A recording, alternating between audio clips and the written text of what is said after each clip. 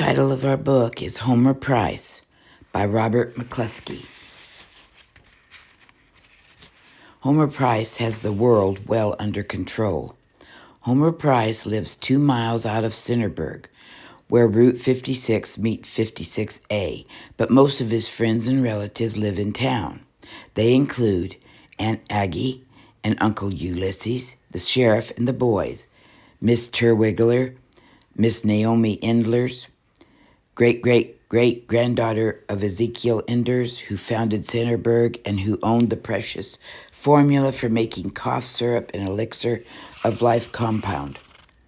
While Centerburg is not exactly nosy, precious little happens there that the citizens do not know. In 6 preposterous tales, Robert McCluskey takes a good look at the face of Midwestern America with humorous and affectionate eyes. This is a real boy, thinking out loud and living out these rich and hilarious dilemmas with solemn and devastating humor. By James Dodry. Chapter 1.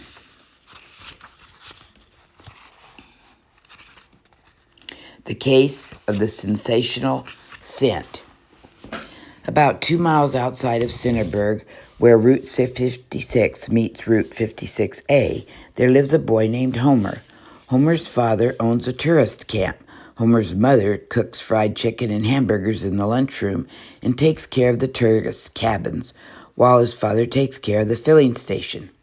Homer does odd jobs about the place. Sometimes he washes windshields of cars to help his father, and sometimes he sweeps out cabins or takes care of the lunchroom to help his mother. When Homer isn't going to school or doing odd jobs or playing with other boys, he works on his hobby, which is building radios. He has a workshop in one corner of his room where he works in the evening. Before going to bed at night, he usually goes down to the kitchen to have a glass of milk and cookies because working on radios makes him hungry. Tabby, the family cat, usually comes around for something to eat too. One night, Homer came down and opened an icebox door and poured out a saucer of milk for Tabby and a glass of milk for himself. He put the bottle back and looked to see if there were anything interesting on the other shelves. He heard footsteps and felt something soft brush his legs, so he reached down to pet Tabby. When he looked down at the animal drinking the milk, certainly wasn't a cat, it was a skunk. Homer was startled just a little, but he didn't make any sudden motions because he remembered what he had read about skunks. They can make a very strong scent that people and other animals don't like. But the smell is only for protection, and if you don't frighten them or hurt them, they are very friendly. While the skunk finished drinking the saucer of milk, Homer decided to keep it for a pet because he had read somewhere that skunks become excellent pets if you treat them kindly. He decided to name the skunk Aroma. Then he poured out some more milk for Aroma and had some more for himself. Aroma finished the second saucer of milk, licked his mouth, and calmly started to walk away. Homer followed and found that Aroma's home was under the house right beneath his window. During the next few days, Homer did a lot of thinking about what would be best way to tame Aroma. He didn't know what his mother would think of a pet skunk around the house, but he said to himself, Aroma has been living under the house all this time and nobody knew about it. So I guess it'll be all right for me to keep on having him be a secret. He took a saucer of milk out to Aroma every evening when nobody was looking, and in a few weeks, Aroma was just as tame as a puppy. Homer thought it would be nice if he could bring Aroma up to his room because it would be good to have company while he worked building radios. So he got an old basket and tied a rope to the handle to make an elevator. He let the basket down from his window and trained Aroma to climb in when he gave a low whistle. Then he'd pull the rope, and up came the basket, and up came Aroma to pay a social call. Aroma spent most of his visits sleeping, while Homer worked on a new radio. Aroma's favorite place to sleep was in Homer's suitcase. One evening, Homer said, There, that's the last wire soldered, and my new radio is finished. I'll put the new tubes in it, then we can try it out. Aroma opened one eye and didn't look interested, even when the radio worked perfectly. And an announcer's voice said, N.W. Blott of Centerburg won the grand prize of $2,000 for writing the best slogan about Dredge's aftershave lotion. Why, I know him, and he's from my hometown, said Homer. Aroma still looked uninterested while the announcer said that next week they would broadcast the Dredge's program from the Centerburg and that Mr. Dredge's himself would give Mr. N.W. Blott the $2,000 cash and 1 dozen bottles of Dredge's lotion for thinking up the best advertising slogan. Just think, Aroma, a real radio broadcast from Centerburg. I'll have to see that. The day of the broadcast arrived, and Homer rode to Centerburg on his bicycle to watch. He was there early, and he got a good place right next to the man who worked the controls so he could see everything happening. Mr. Dredges made a speech about the wonderful thing Mr. N.W. Blott had contributed to the future of American shaving with his winning slogan, the After Shave Lotion with a distinctive, invigorating smell that keeps you on your toes. Then he gave N.W. the 2,001 dozen bottles of lotion in a suitcase, just like the one that Homer had at home. After N.W. made a short speech, the program was over. Just then, 4 men said, "Put 'em up." And then one of them said to N.W., "If you please," and grabbed the suitcase with all of the money and lotion inside it. Everybody was surprised. Mr. Dredges was surprised. N.W. Blott was surprised. The announcer was surprised. The radio control man was surprised. And everybody was frightened too. The robbers were gone before anybody knew what happened. They jumped into a car and were out of sight down Route 56A before the sheriff shouted, "Wait till I send out an alarm, men, then we'll chase them. No robo-raiders, radio robbers can do that in this town and get away with it." The sheriff sent out an alarm to the state police, and then some of the men took their shotguns and went off down 56A in the sheriff's car. Homer waited around until the sheriff and the men came back, and the sheriff said, "They got clean away. There's not a hide nor hair of 'em in the whole length of 56 or 56A. While they were eating dinner that evening, Homer told the family about what had happened in town. After helping with the dishes, he went up to his room, and after he pulled Aroma up in the basket, he listened to the news report of the robbery on the radio. The police were baffled, the news commentator said. Mr. N.W. Blott is offering half the prize money and 6 bottles of lotion to anyone who helps him get his prize back. Aroma, if we could just catch those robbers, we would have enough money to build lots of radios and even a television receiver, said Homer. He decided that he had better go to bed instead of trying to think of a way to catch robbers, because he was going to get up very early the next morning and go fishing. He woke up before it was light, slipped on his pants, and ate a bowl of cereal. Then he found his fishing pole, gave a low whistle for Aroma. The whistle wasn't necessary because Aroma was waiting in the basket. Homer put the basket on his bike, and they rode off down 56A. They turned into the woods where the bridge crossed the brook, and Homer parked the bike and started to walk along the brook, with Aroma following right along. They fished all morning. They didn't catch anything because the fish weren't biting. They tried all the best places in the brook, and when they were ready to go home, they decided to go straight through the woods instead of following the brook, because the path was much shorter.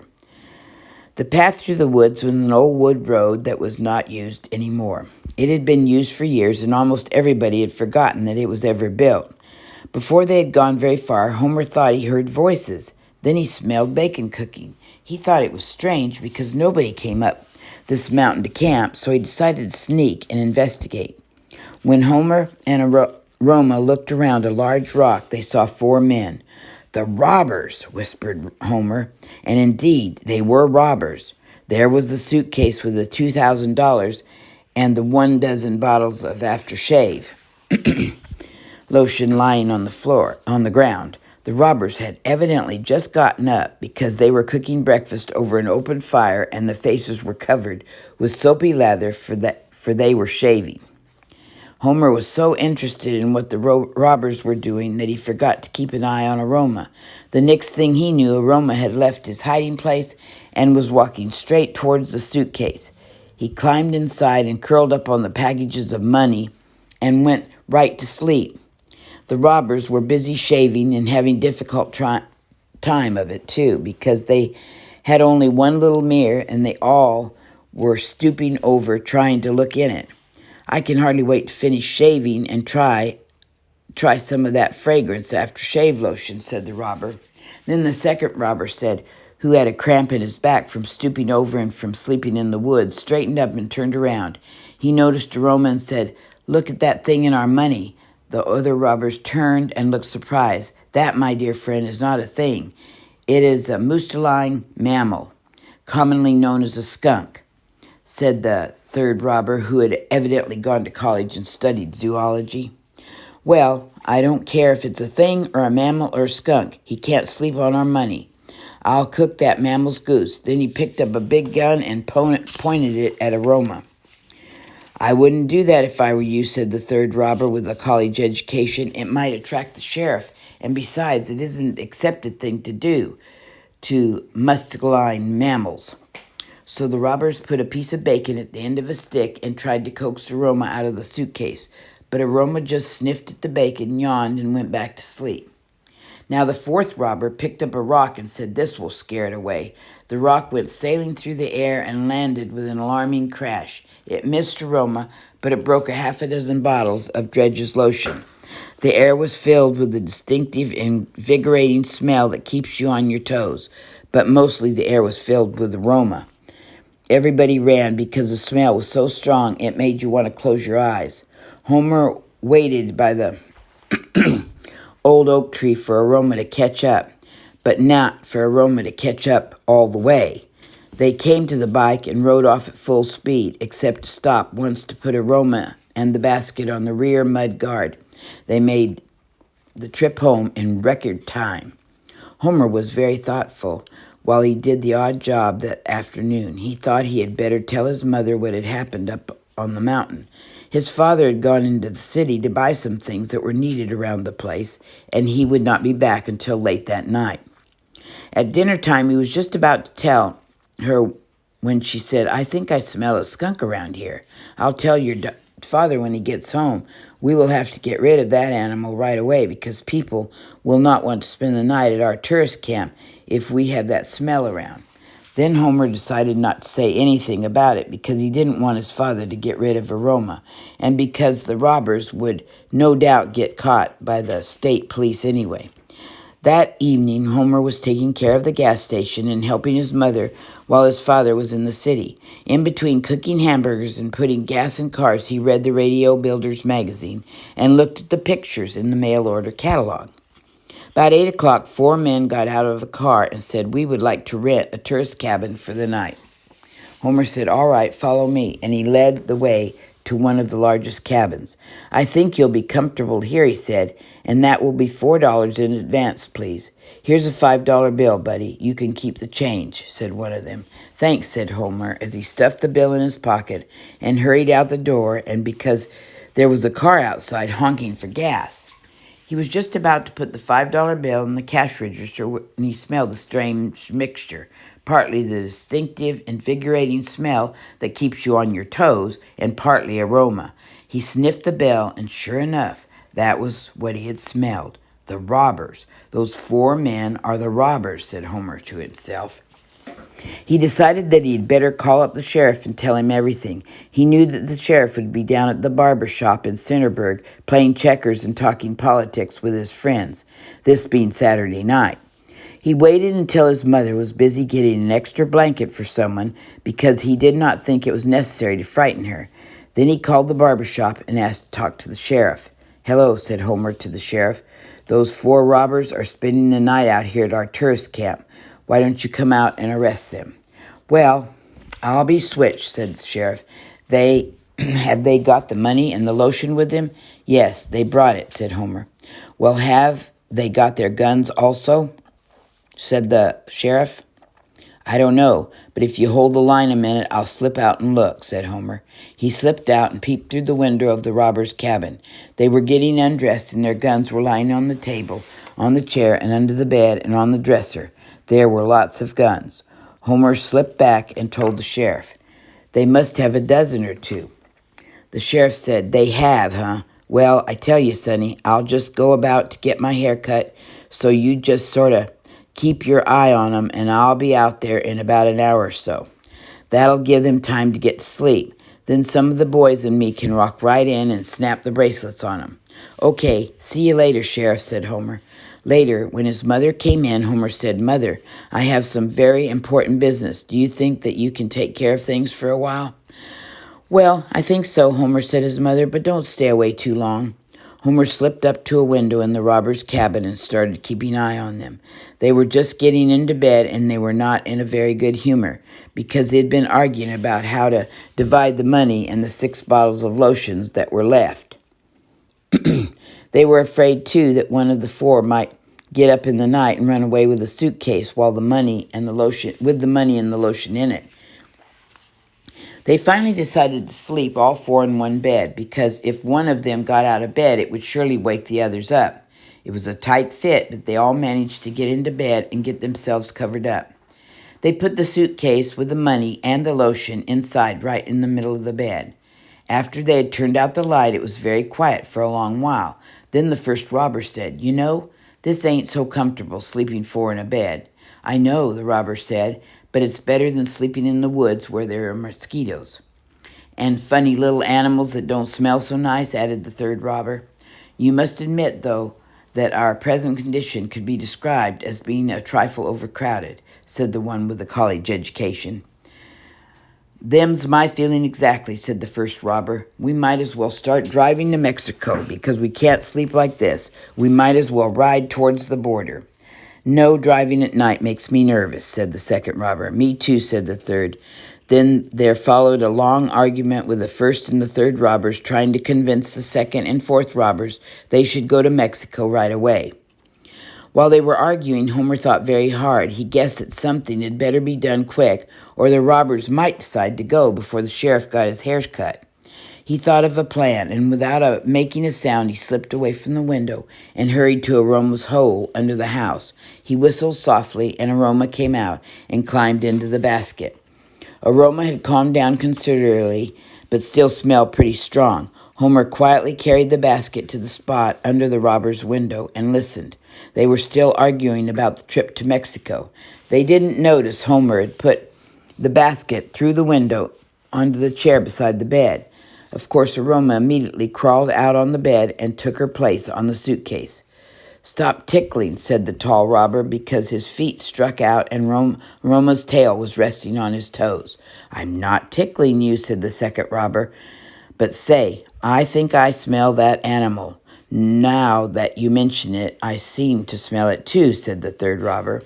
The fourth robber reached for the light button, saying, That settled it. Let's get dressed and go to Mexico because I think I smell that animal too.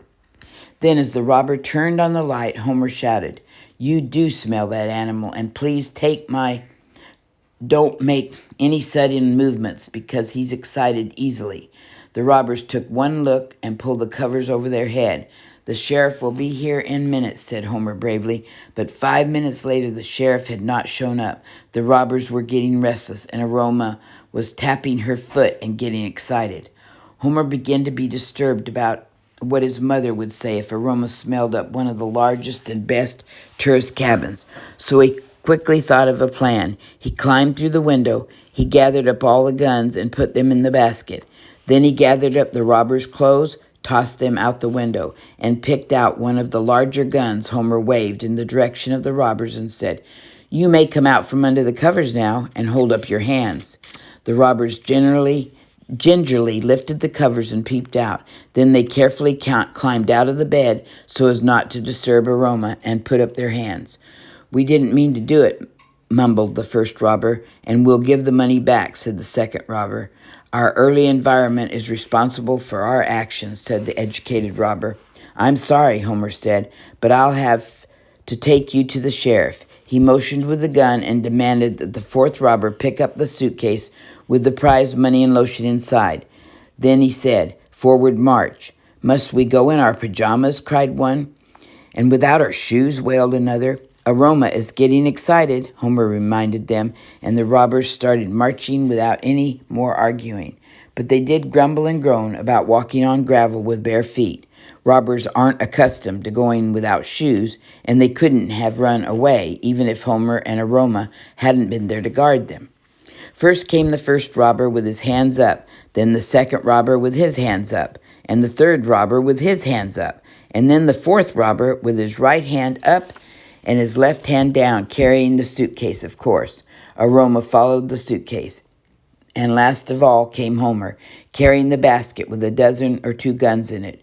He marched them straight down Route 56A and up the main street of Centerburg. They turned into the barber shop where the sheriff was getting his hair cut, and the boys were sitting around playing checkers. When the sheriff saw them come in the door, he stopped talking about the World Series and said, "Well, I'll be switched if it ain't the the radio robbers." The sheriff got out of the barber chair with his hair cut up one side and not cut up on the other, and put handcuffs on the men and led them off to jail. Well, there isn't much more to tell. The newspapers told the story and had headlines saying, "Boy and Pet Skunk Trap Shaving Lotion Robbers by Smell." And the news commentator on the radio told about it too. Homer's father and mother said that Homer could keep Aroma for a pet because instead of hurting business, Aroma had doubled the business. People from miles around are coming to the crossroads where 56 meets 56A just to buy gasoline and eat a hamburger and a home-cooked dinner and to see Aroma. The next time Homer went into Centerburg to get a haircut, he talked the whole thing over again with the sheriff. "Yep," said the sheriff, "that was sure one smell job of swelling. I mean, one swell job of smelling."